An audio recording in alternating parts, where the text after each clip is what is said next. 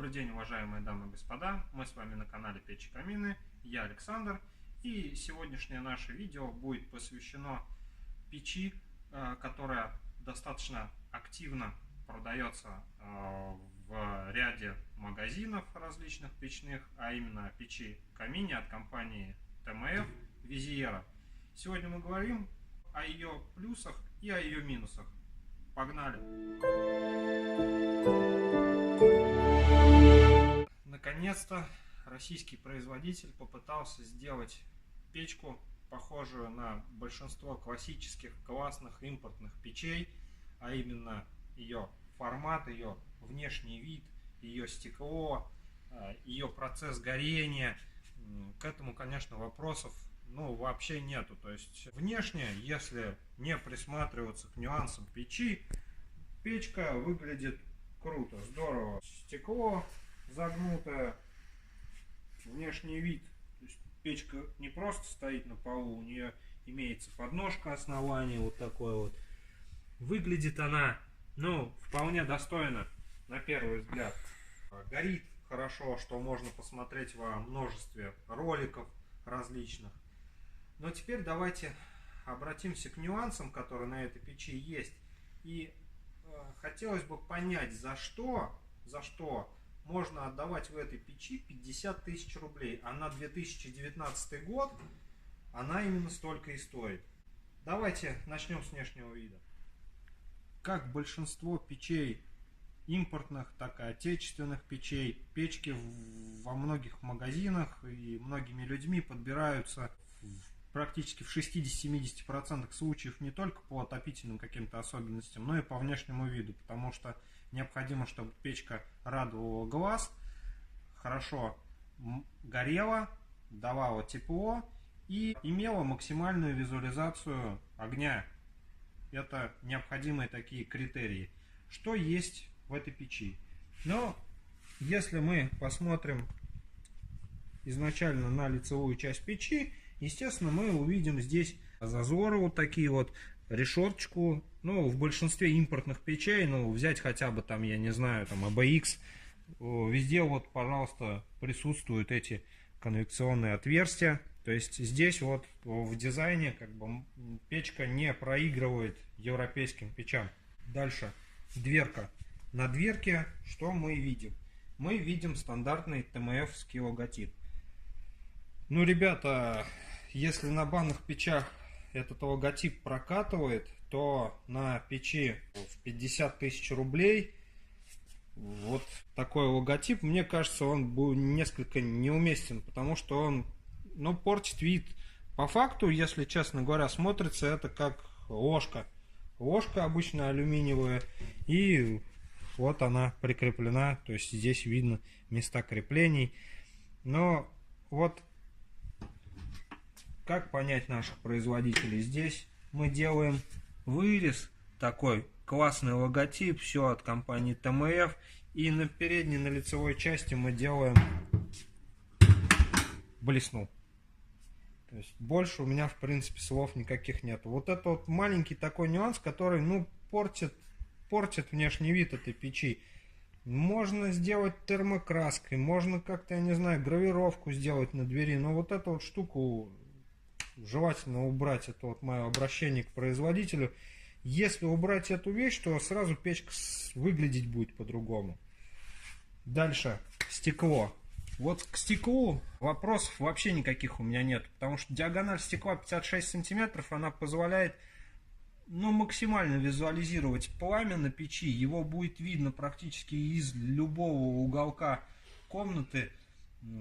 Печка вот с точки зрения визуализации и процесса горения выполнена практически идеально, то есть вопросов к ней нету. Стекло потрясающее, загнуто, то есть сделали все как и должно быть в хороших европейских печах. Следующий момент. Подошли мы к ручке. Ручка, на первый взгляд она смотрится, здорово, классно. Но вот если мы посмотрим на нее сбоку, то шайба приваренная здесь, весьма неуместно. То есть ручка просто отполирована по факту, и здесь вот такая вот шайба. Но на мой взгляд ручка на печи за 50 тысяч должна выглядеть как-то немножко по-другому. Ручка должна быть немножко в другом формате, не должна она быть именно такой. Но вот давайте пройдемся по бюджетным печам, которые там 20-30 тысяч стоят. Сейчас посмотрим, как ручки на них выглядят просто, ну, совершенно по-другому. Берем там Сибирь, вот смотрите, ручка. Нормальная человеческая ручка. Ручка на Баварии. Не самая лучшая ручка, но выглядит хотя бы как ручка. Ручка, не знаю, на мете, вот самая простейшая метовская ручка. Но приятно. Следующий момент, который, ну, вызвал мое такое бурное негодование, это вот закрытие самой ручки. Ну вот, ребят, ну так не должно быть. То есть вот мы закрываем дверку, говорят, плавно закрывается. Да, она закрывается плавно, но она вся, вот она, такое ощущение, что она отвалится через 2 минуты. То есть сделано так, вроде бы механизм отработанный, но должно быть такое плавное ощущение того, что вы закрываете печь, а не того, что она не закрыта. То есть у меня такое ощущение остается, что она не закрыта.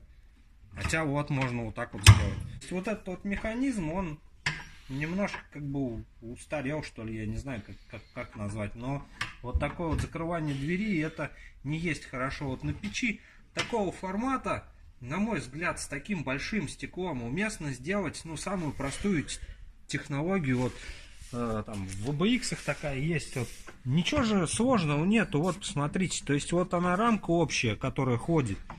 Есть ручка, и есть 2 зажима, которые позволяют дверке, ну, плотно закрываться. То есть она закрывается приятно. Она закрывается как на иномарке, на дорогой. Но здесь закрытие, я не знаю. У меня на приоре дверки лучше закрываются. То есть сделали, ну, не совсем качественно вот это вот закрытие. То есть дверка, она сама, вот она как бы ходуном ходит. Естественно, подсос воздуха, он может быть в такой двери. Добрались мы до самой посадки стекла. Вопросов нет, вообще классно сделано. То есть посадочная рамочка идет полностью. Вот она, видите, как сделано. Здесь по всему контуру. Но вот здесь вот, ну, сделали по-человечески. Божеское просто исполнение стекла, божественно, мне нравится. Вот как сделана здесь рамка посадочная, она просто в идеале. Термошнур здесь, стекло с термошнуром. То есть, ну, все как должно быть в хороших дорогих каминах, коим является данная модель. Вот чего, на мой взгляд, не хватает в этой дверке, это автодоводчика.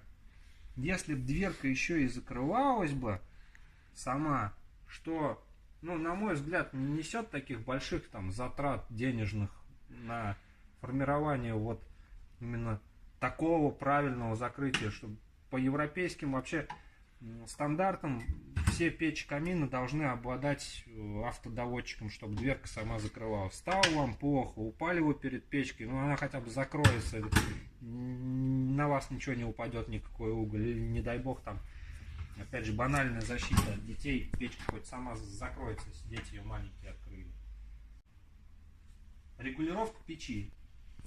Вот здесь опять же хорошо скопировали с ведущих европейских печей, то есть здесь и регулировки системы горения 2 представлены тумблерами, такими клавишами. Регулируется печка плавно, горит хорошо. До этого мы еще дойдем, почему она хорошо горит.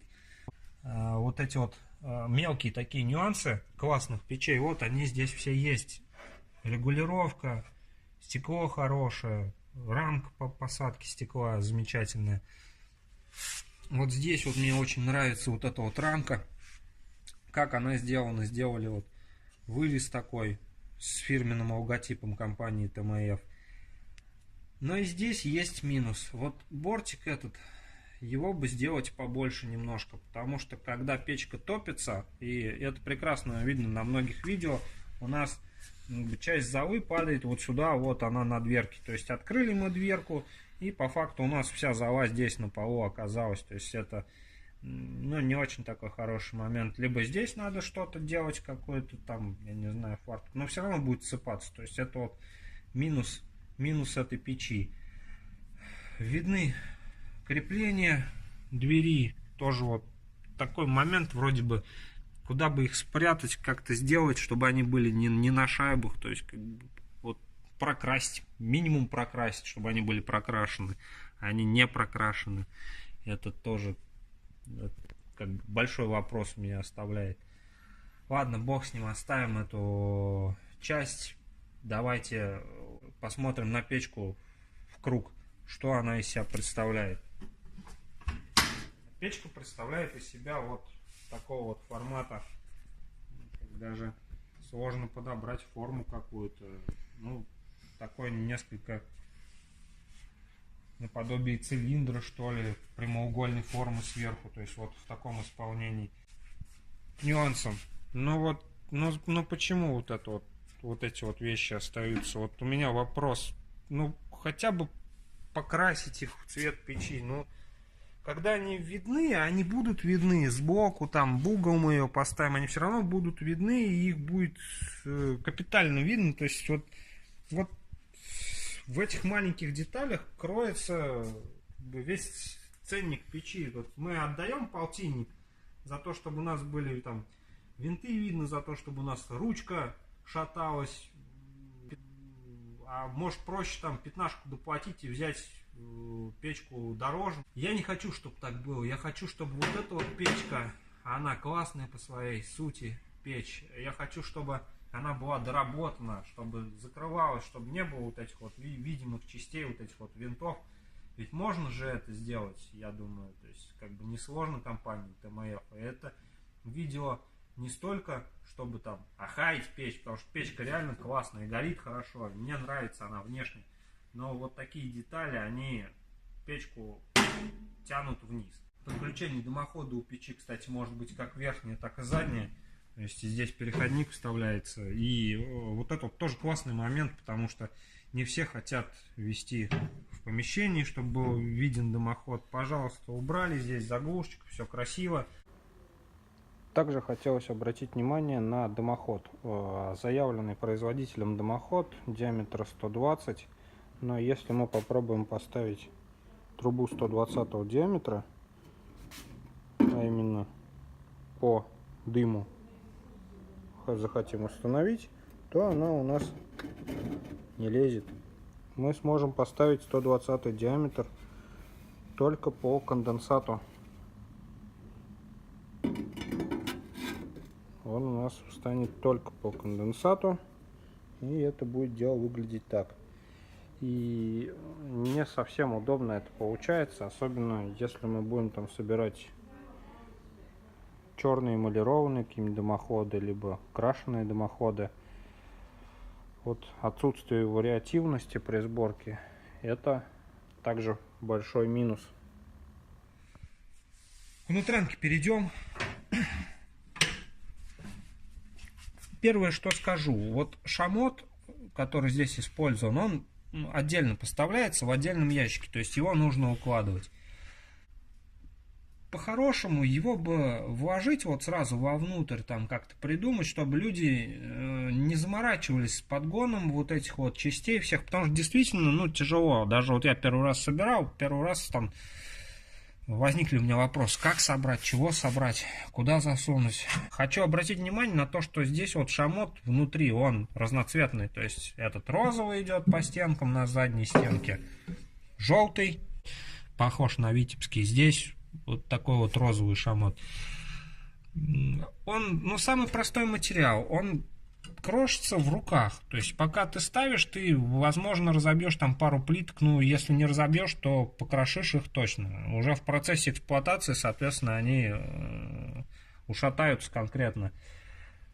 Для того, чтобы печка выглядела не только снаружи, но и внутри, как хороший, дорогой прибор, ну, минимум литиевый шамот поставить. Вот в эко-камине, пожалуйста. То есть, если мы посмотрим, сейчас они перешли, у них в топках идет вот такие вот вещи. Ну, вот темного цвета литиевый шамот. Его приятно трогать, он, ну, классно выглядит. Он темный может быть, он может быть там светлый, но это уже совершенно как бы другое качество исполнения.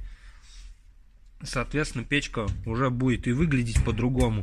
Я не говорю о том, чтобы там поставить, как в европейских печах, шамот, который будет самоочищаться. То есть, ну это я вот, там, допустим, на одной печке показываю, таких печей он еще в целом ряду, то есть как бы много стоит. Шамотная керамика, которая самоочищается в процессе горения. Вот такие вещи должны быть в таких печах за полтинник, они само собой должны быть. Я не думаю, что должны быть обычный шамот, который здесь стоит. На задней стенке мы видим отверстие, через которое поступает воздух для поддержания горения. Здесь зуб-отбойник, который принимает на себя основную нагрузку пламени, он тоже с отверстиями. Это позволяет пламени вращаться. Насколько я помню, процесс называется Аврора, по-моему, вращение пламени в этой печи. Как мы видим, стандартный колосник, там чугунный, к которому мы привыкли, вот внизу печи, он отсутствует. То есть здесь его нету, колосника, здесь бесколосниковое горение. Печку в этом случае почистить проблематично получается.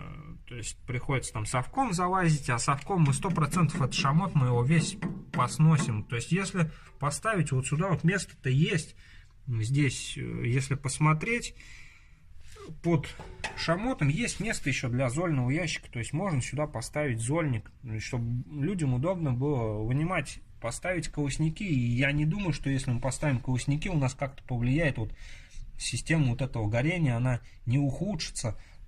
Пожалуйста, там в любых там в кратке, в козах такая система стоит, там в Андоре есть все это, то есть никоим образом это не влияет. Пожалуйста, поставьте колосник, сделайте зольный ящик.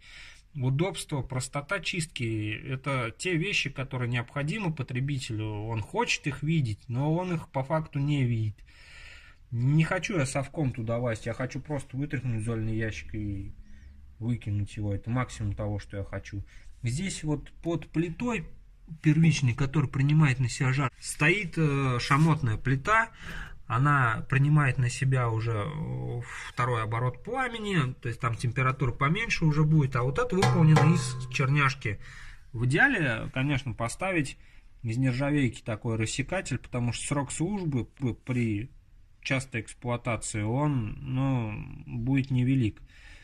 Опять же, пока остаются вопросы по качеству печи, потому что шамот, допустим, поставить вот с этой плитой, не до конца получается. То есть у нас пазы не одеваются, то есть ее не засунуть, она не до конца встает, она не отработана, а забить ее как-то не получается. То есть вот такие моменты, как бы, вроде бы на них внимания не обращаешь, но они в глаза все равно бросаются при сборке. Тут другой момент, тут вот это не влезло.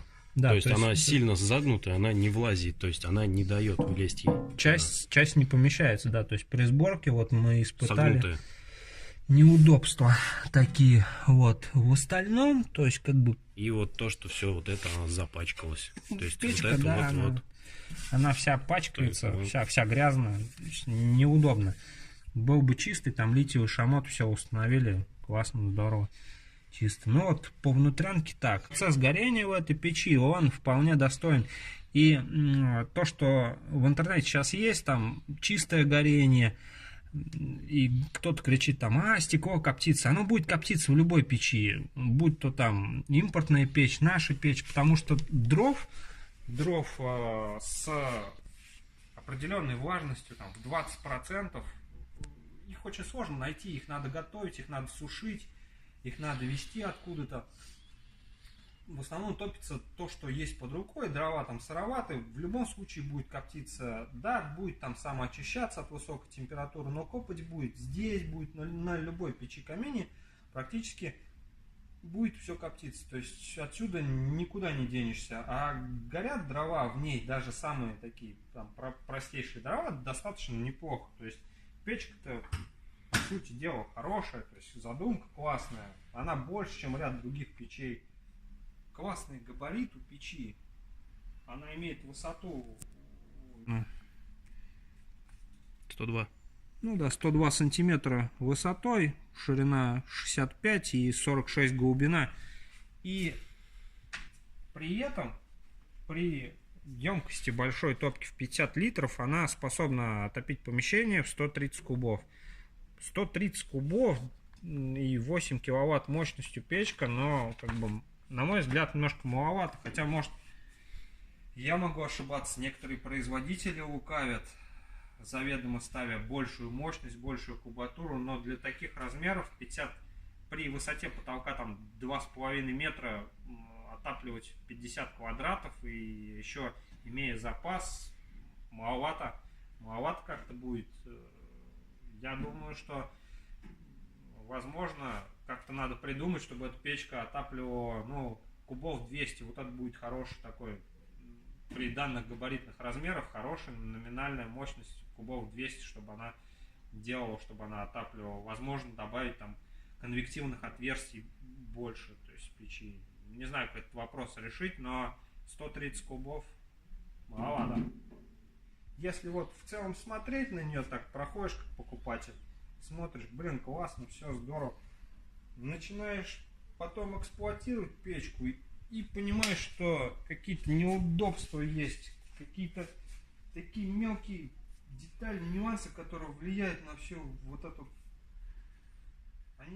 Они сразу выползают, их сразу видно. И не только я могу сказать, многие покупатели такой печи, они испытали вот этот вот дискомфорт.